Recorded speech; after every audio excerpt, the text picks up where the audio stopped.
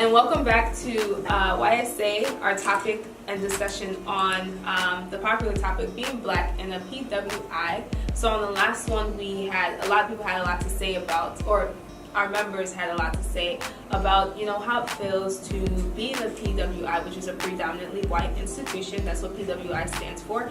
And so we just on the last segment they gave their opinions and even some examples that they've been through or that they've seen. So on this subject, we're going to be talking a little bit more about that. So yeah, we'll get started. So how often do we see African Americans or black people on the quad? And the quad is basically our school's main pathway to classes and to different places on campus. Honestly, I've never really thought about it, but I feel like I do, but not necessarily a lot of times, maybe once a week or something like that. And if I see, it's once a week. They're with other people and mingling with other races, and they don't get together with their people. And most times I see black people on campuses during RSOs and stuff like that, small organizations. But in terms of campus as a whole, not a lot, and that's really sad. So you guys know what our quad is, right? So our quad is a main segue for people to get to classes and just different places on campus. So do you guys usually see a lot of black people or a lot of African Americans or even just minorities in general on the quad? How many times you see a person of color on the quad? Hardly ever. Well, we see colors all the time, but it's black people is not a lot. I see a lot of Asians, a lot of white people. I'm not trying to focus on race, but it's a lot of black people know. And it's kind of scary, especially when I'm walking in the night after classes. It's but... You should be walking on the quad at night.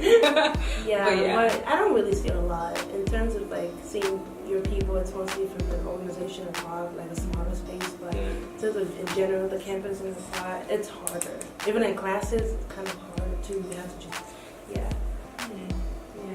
I mean, I personally, I don't really see that many people of color on the, sometimes there's certain races where you can't really tell if they're white or racially ambiguous. Asian or that's a lot of times. There's a lot of times I'm not really looking specifically what's your race on the quad, but I can say that I usually don't see my skin color as often on the quad as as I would like, and I mean that's understandable because we are at a PWI. It would be different if we if I went to with the HBCU. It would be different if I went to HBCU, but you wouldn't see white people there, so it would be reversed. But I don't usually see a lot of black people. I mostly look for black people my classes, especially the big ones, because I don't know. It's just I'm not the only if I'm the only black person in the class, I'm instantly on alert for no reason. There's no danger. We're here to learn family communication. I'm for no reason. So it's just kind of, I don't know, it's a defense mechanism to look for your own people. But as far as on the quad, there's always so many people, and it's kind of we all have some place to be, so it's not really that time to sit and look.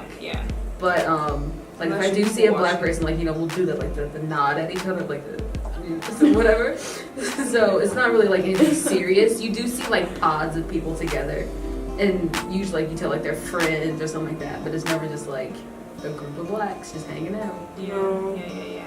So I have a question. So are there any black organizations on campus? So any type of African American clubs and even African clubs, because a couple of us here are Nigerian. So okay, so any of those clubs here on campus? Aren't you in a lot of them? Yeah. Okay. Let's hear something. I'm gonna rep them right now. Okay. So the main one that I'm in right now is Men of Impact, which is an org meant to support black males on campus. Well, black and minority males on campus, a support group. Just give them a safe space. I know another group is ACA, African Cultural Association. I know another group is Core, 100 Strong. And then CBSU is kind of the whole umbrella over all these orgs, kind of meant to unite them. And, what does it stand for again? Central Black Student Union. And then there's just a lot of other orgs My Sister's Keeper for black women. Sisters in STEM. Yeah. There's tons of organizations on campus for like, you know, black people, or just even not just like black people, but just minorities in general. There's so many out there. Like I know I think I was in Women of Color one year, and then I was in Sisters in STEM another year, and then ACA, which was African Culture Association. African culture. I was in that for a good 2 years. So there's so many out there. So there is when you see a like majority of like blacks and African Americans, and you see a lot of people that look like you. And also sometimes, like, even if it's not just a club on its own, like if there's like a main umbrella, there's always something inside. Because I'm in like a university, like a Christian fellowship, but we have something where they know, which is like BSM. Black Student Ministry, so that's a safe space to, you know, communicate with our faith with different people. I like how they do that. How there's like a subset of the university, which is your Christian organization that you. So there's like a subset which is BCM, Black Student Ministry. I love that because it's like, you know, it's another subset. You can still be in the university, but you can also be in with that as well. Like, you know, people that you may. So it gives you two perspectives, like you can have both, because you know I'm not one to only just like I don't only want to be like with university or. So where's you guys' support system on campus? Like who do you go for to just like keep your sanity pretty much? That's a good question. It's a really good question. I would say my advisor, and I'm in a program called Chicago College, so I have a mentor too. So apart from RSOs, I talk to my advisor. I would say for me, like I don't want to be too religious, but I go to my church. You know, I'm a big participant in a lot of the activities that goes on. And it's not just we're only there like, you know, being preached to, but there's also activities that we participate. Like the other weekend we had like a KA movie night. Our church is called King's Assembly Church. So we had like a KA King's Assembly movie night. The other time we had an ice cream social. So it's like it's a family in its own, you know. So I go there for a lot of support, and also obviously you get the benefit of learning about Jesus. You get the benefit of, you know, I'm also in the choir, so I'm able to sing and, you know, express my talents through that. So definitely find a good support system where you can do multiple things that you enjoy and be with the people that you want to be around. Like hang around the people that you feel comfortable being around. And if you lack that in your school, find a way to shine your light through everything. Because you just have to find a way. If there's not, you have to celebrate that your identity of being black. Don't limit yourself just because of your color. For me, I usually go to like my black professors, because if anyone knows anything that's happening on this campus that I'm going through, they know, because they've been through it like multiple times and for decades. And so if I'm having like an academic issue, they can kind of like help me navigate it. Or if I'm having like a personal problem that's kind of like dealing with school, they would also know how to navigate it, because like sometimes your advisors don't really know like all the layers to what you might be experiencing. But it's like, so I just go to my black professors, even the ones that I don't have now, like the ones I had in the past, I still go to them. It's because they still your homies. Like they still have like all the things that I need from them. And it's just like, it's really nice to know that there's someone who isn't a counselor to give me like advice. I like that. I really like that. And one thing I love about advisors, even if they don't have the answers, they reach out, they give you sources out to people, because they know a lot than you think. So they give you names of people or like direction for where you can get this help from, even if they don't directly give it to you, and that's helpful. You never know who can help you, just reach out. Sometimes you don't need like a structure. Sometimes they'll be like, you need to do X, Y, and Z. Sometimes I just really need to complain to somebody. And so it's like I'm having this really race-specific problem that I know like maybe my white advisor won't understand, or won't direct me to someone who can actually understand. So sometimes you just need to complain, and you just go to someone who will let you complain. Somebody that you can just confide and talk to, like just express yourself to. There's so many people on campus that it doesn't have to be a counselor. Thank you, Ayana, for bringing that up. It could be a professor. It could be somebody that you've seen at the store, somebody that works at Target. It could be anyone that you just know that you want to. Just even be staff workers, not necessarily yours. It could be a friend. So just find somebody on campus that you know you can confide in. whoever makes you feel comfortable. They don't have to be the same skin color as you.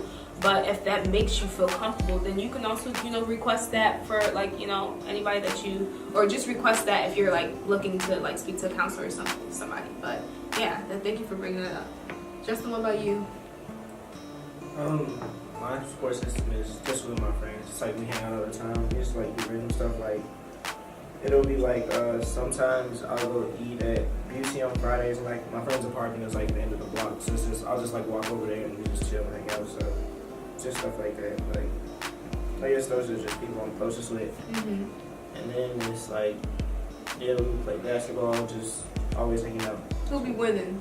Me. In the basketball tournament, you be winning. Okay, you gotta give us we can add a video at the end of this segment and see who actually went to your games. So yeah, does anybody have any last comments, any last minute comments, anything else to say? I think that was a good discussion. Like, being in this, you can make it work. Like being in the PWI, you don't feel like you're secluded. Don't feel like you have to, feel inferior in any type of way. You stand out for a reason, so just kind of own where you're at and make use of it. Even get to know different cultures. In the PWI, it's not just white people there. There's also Asians, there's also Indians, there's also Native Americans. There's so many different races. So make sure you make the most of it, learn about different cultures, and spread awareness of your culture as well. Yeah, and it's great to get your own space of people of same color and stuff like that. But this is real life. You don't see black people all your life, so you just have to experience this. You have to get used to it. But then you have to have your own people because sometimes they understand you better. So you have to be balanced. That's all I can do. I love that. Thank you for that, Precious. Well, I guess with that, we're going to end it off here. Thank you, panel, for this discussion. I hope you guys learned something from that. So, yeah, we just want to make sure that you guys, subscribe to this channel so you can have so much more content. We're going to have so much more content for you guys. And this is just the tip of the iceberg. It's just a scratch. So, make sure to stay tuned this whole semester and this whole year for what YSA has in store for you. Subscribe, comment, share the video, spread the word. YSA Nation, we love you. So yeah, I guess we'll see you at the next video.